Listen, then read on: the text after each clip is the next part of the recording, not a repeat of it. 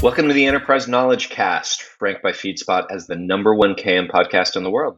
This is a look into the world of knowledge management, information management, data management, and everything in between. Knowledge Cast is brought to you by Enterprise Knowledge, and I'm Zach Wahl, founder and CEO of EK.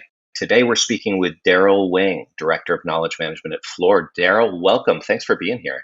Thank you. Honored. Absolutely. So, Darryl, the way that I always like to start this off, we'll jump right in by asking, what's your definition of KM? How do you describe knowledge management to the unindoctrinated? That's the first great question.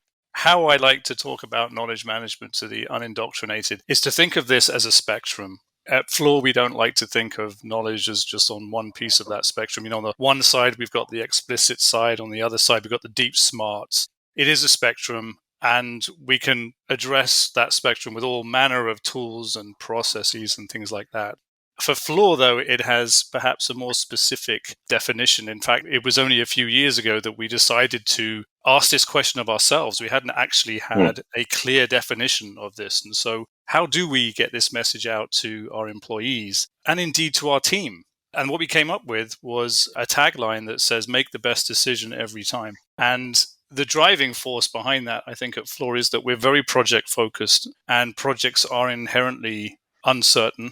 There's a lot of challenges and difficulties on every project that we face. And what we try to bring is project certainty through our KM message. So it's about driving an asking culture, trying to get people to stop and seek advice where they can, and to share also what they know. And that's really the core piece of KM at Fluor. It's about good decision making using good information and good knowledge. That's a great definition. And there's a lot there that I want to pull apart. So first of all, let me praise your definition and how you've talked about the concept of a spectrum, because I think this is so important. For so long, and even in today's world, too many folks taking this very narrow definition of KM. Oh, it's about tacit knowledge capture, or it's only about unstructured content. The idea of using this term as spectrum is one that I use myself, and I really like the fact that you've brought that in. Let's pick at that a little bit. How far do you take that, Darryl? When you talk about a spectrum, you mentioned the deep smarts, which I am inferring is kind of the tacit side, the stuff that's in your experts' heads. And you mentioned the explicit. When it comes to explicit, the trend now is to really look at even the full spectrum of explicit knowledge, meaning including data as part of the KM conversation. Is that what you're doing? Is that what Fluor's doing? Or are you more focused on that traditional unstructured lot of content, your files, your documents? All of the above. Obviously, we've cut our teeth on our communities of practice, which are called Knowledge Online.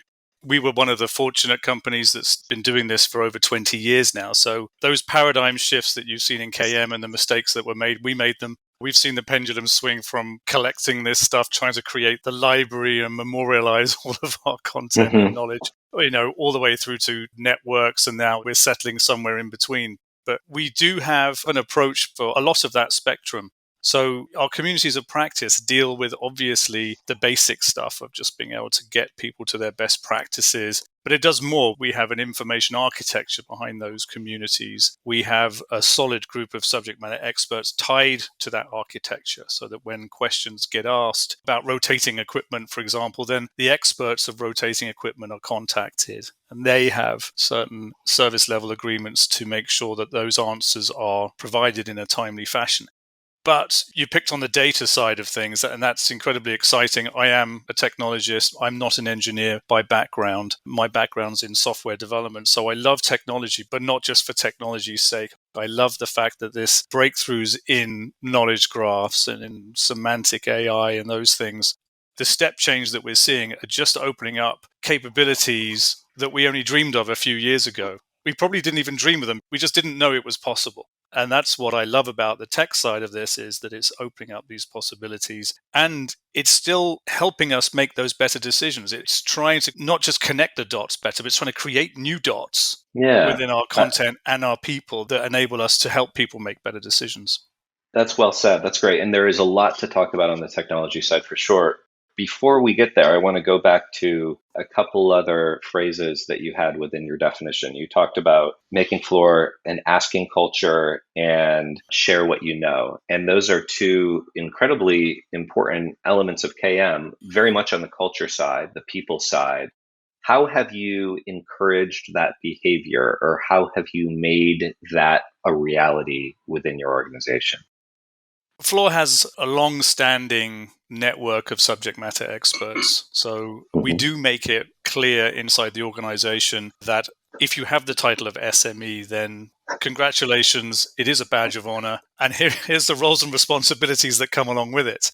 So there Right. is a formalized piece of this and some expectations, as I said, that you will answer the questions in your area. You will hopefully share through blog posts and through our project experiences and lessons learned program information that you come across and experiences that you have. That subject matter expert network numbers somewhere around 13 to 1400, covering Impressive. over 1,000 different categories, I suppose, of knowledge in the company and what we do.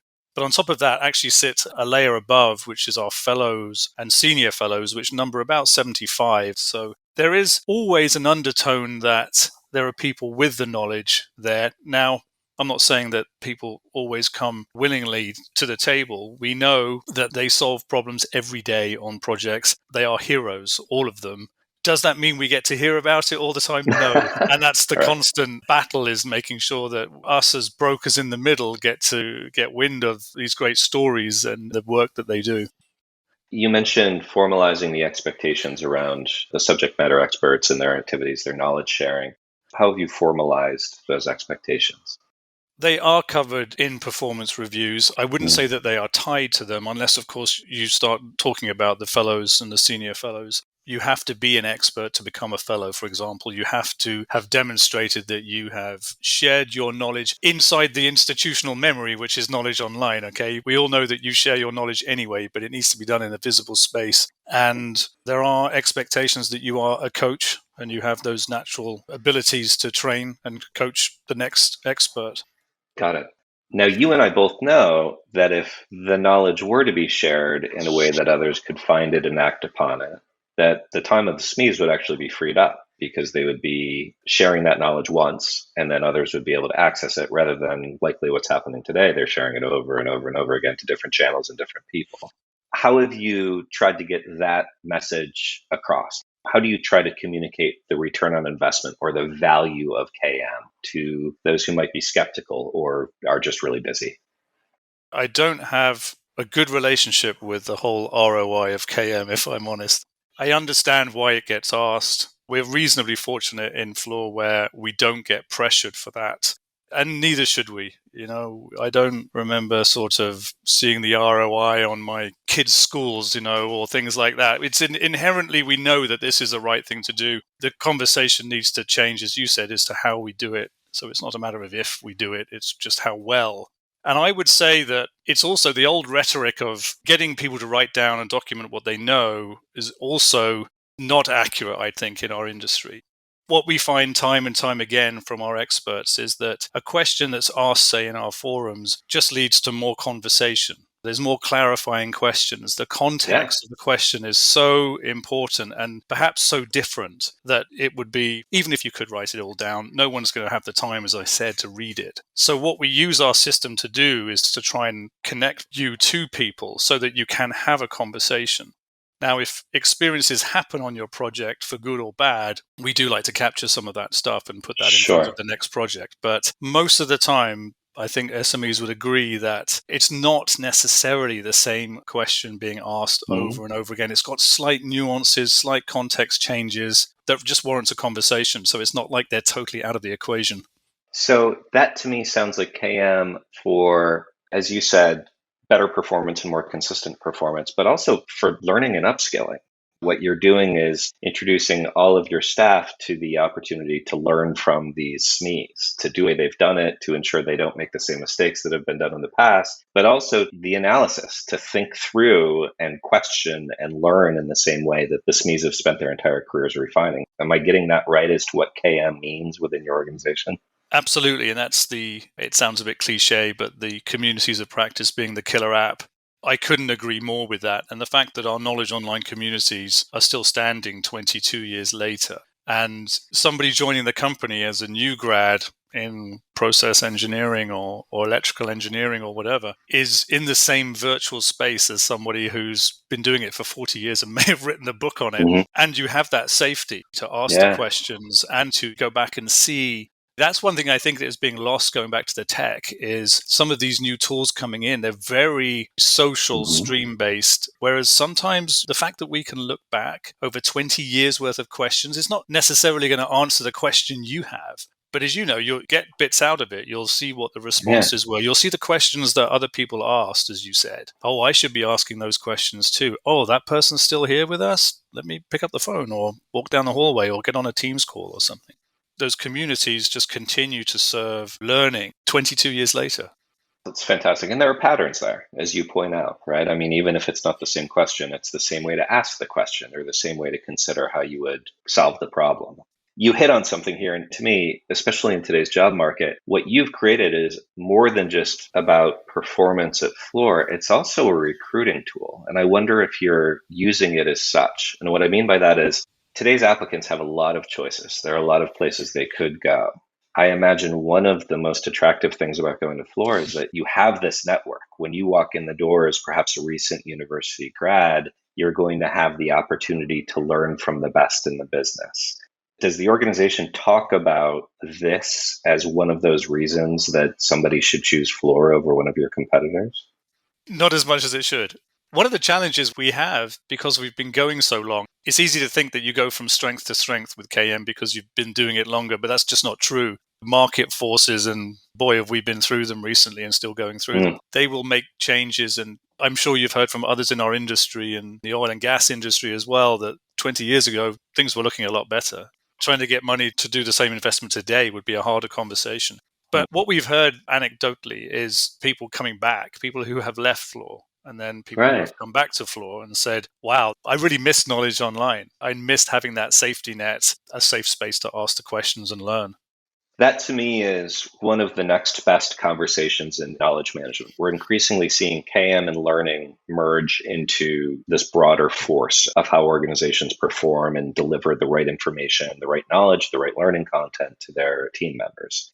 And in this, there's a huge competitive advantage. There's also this very cool, very attractive recruiting tool. The latest generations, those that are entering the workforce, are less motivated by salary and more motivated by opportunity and impact. And KM can really offer opportunity and impact in ways that I think are really compelling.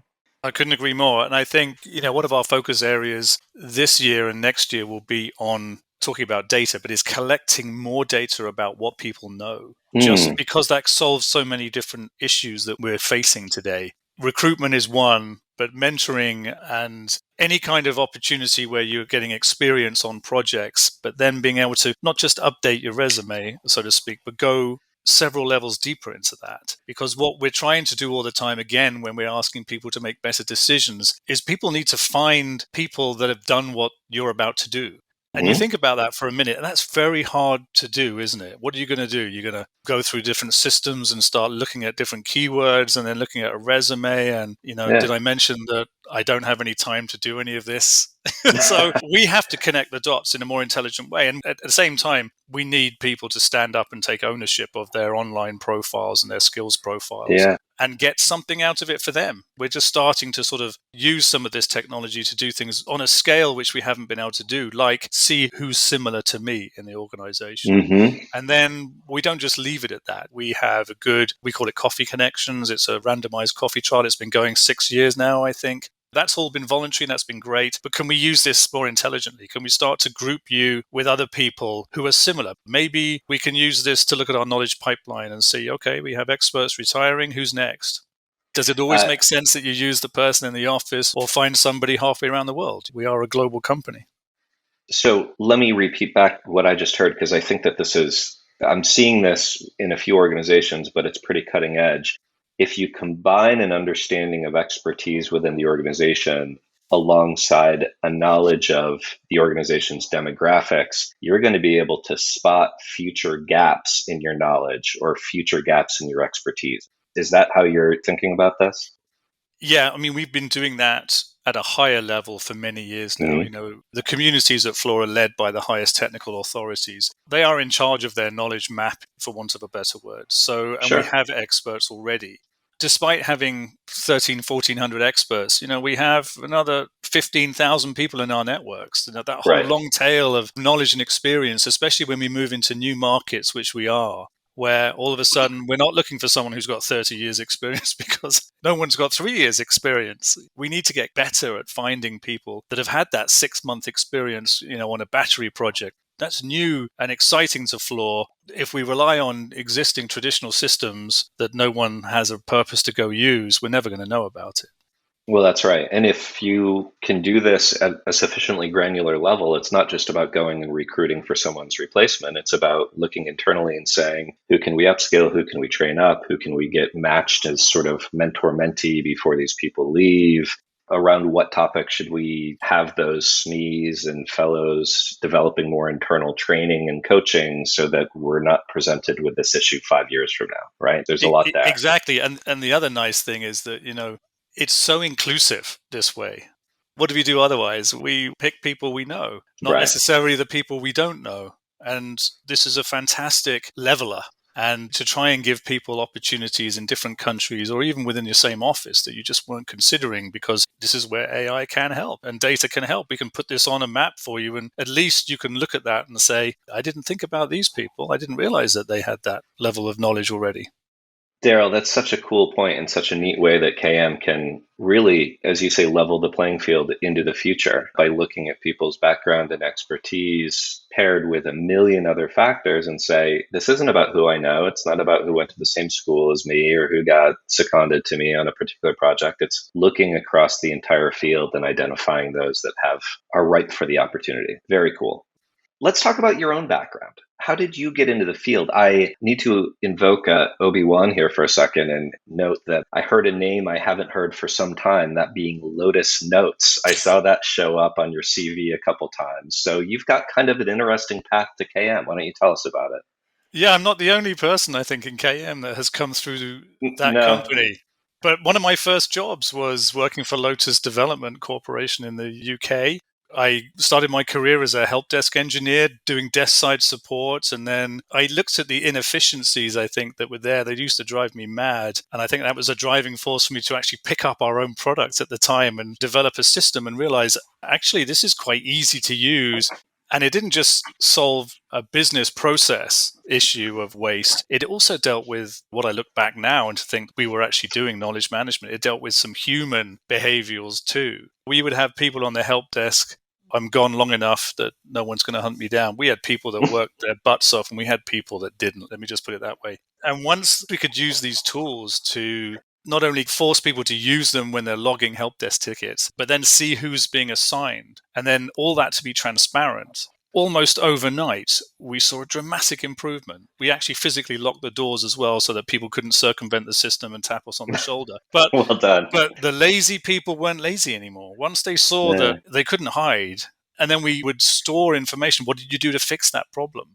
I think it was a good introduction to, wow, how technology is fantastic, but I don't do that just for technology's sake. I do it because I'm interested in getting rid of inefficiencies. As I say to my family, I work very hard to be lazy. So if I see repetitive and redundancy, I'm drawn to try to remove that as much as I can because I just don't want to be doing that kind of work.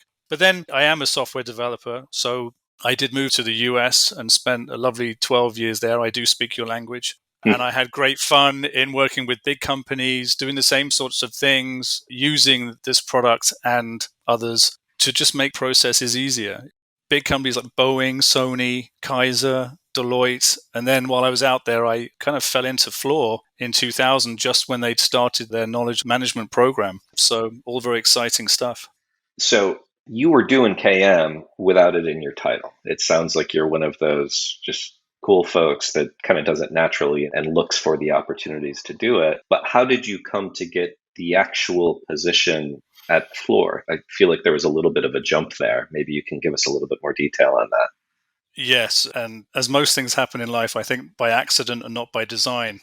Fine. And you just described the career of every person in the knowledge management field, by the way. Precisely. My predecessor was quite well known. He was a senior VP in the company for knowledge management, and to get to a senior VP level in this company is no small feat. And then he left. And then I was tapped on the shoulder to take over the team. And I said, well, you're not going to make me a senior VP, are you? They said, no, just carry on at your low level with the same salary. And you can call yourself the director of knowledge management, but it's all yours. And so that has been a massive challenge. And it still is. This has been going on 8 years. And as some of my KM friends will remind me, that organizational changes and management changes are a sure way to kill or hurt KM. And we've been no exception, really. The organization was big at some point. It got broken up. New organizations were formed. They took pieces away. And I think at some point, almost KM was seen as, and is still seen by some people as, custodians of a tool. You are the owners of Knowledge Online. That's what you do. And trying at our level to get the word out that we can do so much more and we should be doing so much more always keeps me up at night and makes me excited to start the next day and see what I can do. So let's talk a little bit more about that, because our listeners are often interested in where knowledge management does sit within the organization. So you mentioned reorgs, and you mentioned perhaps the lack of understanding by some around the role of the knowledge management organization. Where does it sit within the organization? To whom do you report? How big's the team? The KM organization sits under IT, perhaps by accident rather than design. The team used to be quite large. We used to have a good 13, 14 people. We're down to 5 or 6 now, with half of those sort of looking after the technology systems, probably two and a half full-time knowledge managers. And we have a full-time lessons manager as well to run the project experiences program. So, Darryl, that's helpful to kind of understand where you sit within the organization. What falls within the responsibilities of your group versus what's potentially happening in learning and performance or in some other part of the organization? So my organization is what we call the Big K and Big M. We look after Knowledge Online. We look after access to our best practices, the management of our SME network, the structure of our communities, managing project experiences. We are working to get sort of a project knowledge manager role established and formalizing some of that. The small KM, though, is quite pervasive in Fluor. I would say a lot of small knowledge management is just not under my purview, but it's being done nevertheless. It's done in quite a few places. There are a lot of talent development programs. Fluor University has been around for many, many years with online courses and learning. Each office will run its mentoring circles and things like that. So that helps clarify this. What's coming next for you for the knowledge management, now talking about Big K and Big M group within Fluor? What are your priorities? You mentioned this idea of dialing up the communities of practice to include almost like an expert finder, matchmaking type of technology. Is that what's next? Is there other elements on the roadmap that you want to share with us? Yes, definitely. On the technology side, it's definitely looking into knowledge graphs more. We've made a start. It's certainly something we can build on. And we know that the more that we look into different systems and see what information is there, the more excited I get, to be honest. I uncovered one just the other month where I didn't realize that we were tracking the lead positions on some of our projects as of the last couple of years. Well, if you went to talk to HR about this, they said, no, we don't track that. Well, apparently we do. And it's that group over there. So having conversations with that group and saying, can we get a feed of that information? Because I sure would love to put that in front of people when they start a project and say, if we can give you the lead positions for similar projects, and the word similar is what keeps coming up time and time again, right? And that is everything. You can peel that onion away all day. But that's where our focus is around looking at what is similar to you. Is it a similar based on the challenge, on the climate of where your site is going to be? Is it the client? Is it the joint venture partnership? What is it? So there's many different lenses in which you can look at that, and we need data on all of it. And it's there. It's there. It just needs to be put together, and that's why we're excited about knowledge graphs.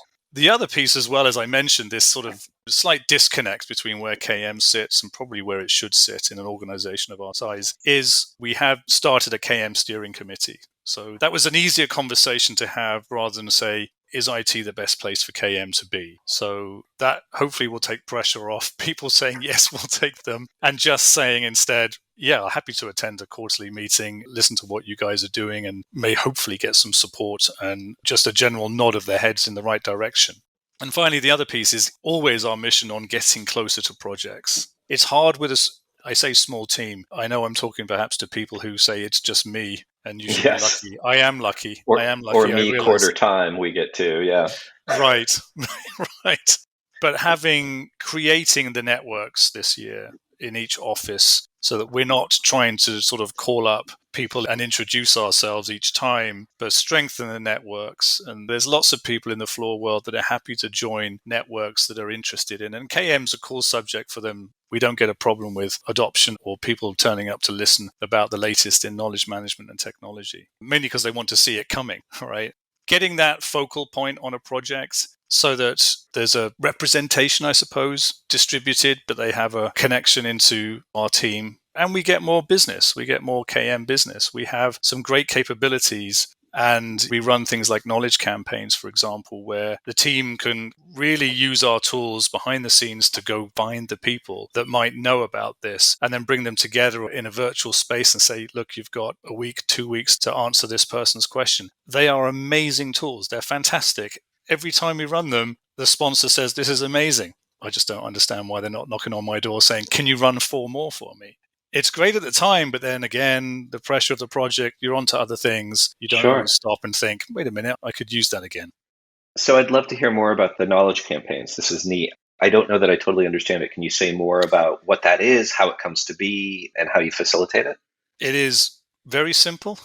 As I said, in our Knowledge Online communities, we have discussion forums and we manage these forums like a help desk. So when someone posts a question, the clock starts ticking. We see a dashboard. We make sure experts get on it if they haven't already. And that has worked extremely well. If you asked your question inside our chemical community or a mechanical community, the first responder is probably there on average within 8 hours, which is an amazing capability. What the knowledge campaign does is to take the same concept of that discussion forum, but outside the silo of a particular discipline and make it public. Very simply, we get some senior level sponsors, someone's face up there and name and say, we are looking for information about, we're about to do this on a project. Are we going to run into problems or are we okay? Anything at all. And once I think people see that it's got a sponsor's name on it, and the requirement is the sponsor has to come back after the first person or second person has responded with a thank you. This is exactly what we're looking for. Please keep this coming. Once people see the sponsor going, wow, this person's actually engaged and here's little old me with my idea and I think I can really help. And every time we run these, we do time bound these to about 3 weeks, but you will get probably 80% of the good stuff within a few days. In fact, the last one we ran was over a US holiday. And even then, on the US holiday, we had people from the States. I don't know, perhaps their holiday wasn't going great. They were checking knowledge online. But, some people just have that. Yeah, the right people do. The right sometimes. people have that. Yeah, exactly. So again, a great tool in our toolbox. Maybe not everybody knows about it. And we always want to try more to have people use it. What's neat about that, Darryl, we talk about KM in terms of people, process, content, culture, and technology, these 5 things coming together. And what you just described as your knowledge campaign touches on every single one of those elements, right? I mean, you've got this culture and getting senior leadership invested and shining a light on it. You've got the technology to capture the discourse. You've got the process of reviewing it and ensuring that the answers are being vetted and promoted, and certainly the people getting pulled in to encourage everybody to participate. I think that's very cool. That's really neat. I want to go back to the knowledge graph conversation because I loved the way that you described this. You said something really neat that I think a lot of people new to knowledge graphs miss, and that is asking the question, what's similar about a project? It's not just projects that are on the same topic. You said it could be a similar challenge or similar climate or geo or client or this or that. The idea that a big part of what's fun or exciting about knowledge graphs is that it doesn't have to be any one of those things, or frankly, many of those things. It can be a definition of similarity based on the individual and what they care about and are looking for. How have you approached that challenge? Because that gets complex really quickly. It does. And I can testify to the mistakes we've already made on the complexity of that. A step perhaps that we didn't do, which we should have done, was to look deeper at what makes sense from a certain positions point of view. So we can't tackle every single layer to begin with. But when we're looking at putting a proposal together, then what's similar about this proposal to another proposal? Well, there's only going to be a certain group of people that will be able to answer that question. What about equipment or design issues? There's going to be a certain level again within engineering that will tell you, well, we're looking at particular plant types and we have a list of plant types. So let's use that. We're happy to categorize based on that. Now, can you create your taxonomies off of those and have the clever technology classify content or do things according to that? Absolutely. But it's coming up with the information architecture. I keep saying that a lot of the practical KM is about information architecture. It really is. And having just everybody throw what they think into the mix doesn't actually help. And at the moment, there is no magic pixie dust that's going to automatically categorize these things beautifully for you. They need to make sense to the business and they need to be focused on real challenges. So people, for example, for us in engineering, it makes a difference if the project is in a cold climate versus hot climate. Today, you can't type that in. What are you going to do when you search for cold climate? Well, you're going to find anything with the words cold and climate in it. But what I want to know is that Sakhalin Island on the east coast of Russia, where we're currently at, that just gets included automatically. So somebody's got to do the work. And someone's got to think about this stuff and figure out the information architecture where things can sit, but not be so rigid that, it can't be flexible enough to see it from different angles. And that's what the beauty, as you know, about the graph is. There's some great guidance in there. I mean, you mentioned ensuring that you're engaging the business for two really big reasons. One is to be able to ask the questions the way that they care about, but perhaps even more basically, just to make sure that you know what questions they want to ask and what problems they're trying to solve. So the use case is very different if you're writing a proposal versus planning a project. And as a taxonomist by trade, I will highly endorse your statement that information architecture is a huge piece of this. So I think that's spot on. Well done. Darryl, you've obviously come a long way in the field and you're doing a great job. What's the advice that you'd give to somebody interested in getting to where you've gotten, that's at the beginning of their career in KM or is looking to break into the field? What should they be doing? Well, obviously read the subject. KM is, well, now we have a standard, so we're officially a discipline, right? So people are going to start taking us more seriously. Do the basic homework in reading the standard as a guide. There's not too many consultants in the business where you could pick up a few books and you'll get the general gist of KM. I'm always fascinated when organizations are now creating KM for the first time, because obviously somebody in the company has had that thought that says we're missing something and I think this will help. And so if that was me with what I know now, it would be tying that person to a chair and saying, what is your measurement of success? Why am I here? You can read those books and you can go, as you know, 1,500 different ways in this subject. But if the next person who comes along says, that's not valuable to me, or I don't agree with quite what you're doing, and that's nice, but can we really afford to keep you? And you've got to have that information in your back pocket. You've got to have someone who's senior and accountable for this to hook onto. It's great to do this from grassroots, and that's lovely. And you will always find people that want to embrace it, but it really does need that top level support. Perfect. And that, in fact, bleeds into my last question for you. What must an organization do to be successful? And I imagine part of the answer is the same, ensuring that there is that senior level support and really commitment to knowledge management. What other advice do you have for the organizational listeners saying, how do we set up a program that's successful like Fluor's? Make someone very senior accountable. I would set expectations. That's probably the best advice, is to set expectations. Everybody wants to shoot for the moon, right? Until you realize just how hard it is to escape our gravity. And it's, again, coming from a technical background, I understand on the technical side just the detail and just how hard things can be. Technology is made to look easy. It's not. It takes a lot. People want to ask for Google, right? And as you know, Google works off probably a team of about 300 taxonomists working very hard behind the scenes. You're not going to have that in your organization, so set expectations that you're not going to get it. On the other side as well is just having that ability to focus on knowledge and understand that knowledge is not information. And when all this tech comes to pass, and when we've all got the latest AI and GPT-3 and all that great stuff into our systems, it's a race to the bottom, isn't it? I mean, what's going to be left? When you've now classified and everything's findable and you know where everybody is and what they know, what's left? What's really going to differentiate you from everybody else? And if you spend all your time getting distracted with IT projects, you're not going to have anything left for that. And that's where the gold really is. Well said, and particularly well said by someone sitting in IT. I appreciate that. I want to ask you a bonus question because you mentioned it in passing. You mentioned the standard. I assume you're talking about ISO 30401, the relatively new KM standard. Are you using it at Fluor? Have you found value in it? Only this year is someone on my team looking at that. And I've asked for a self-audit to be done this year. It's not something I think that we need to get audited on. I think it's definitely something we can talk to our clients about and start a good conversation and say that we are compliant with this, even if it is internal audits only. Good. Well, Darryl, I really appreciate it. Darryl Wing, Director of Knowledge Management at Fluor, obviously experiencing some great successes, and I wish you more into the future. For our listeners, thanks for joining us, and please join us at enterprise-knowledge.com to learn more about knowledge management and engage in the conversation. Darryl, thanks again. Thank you.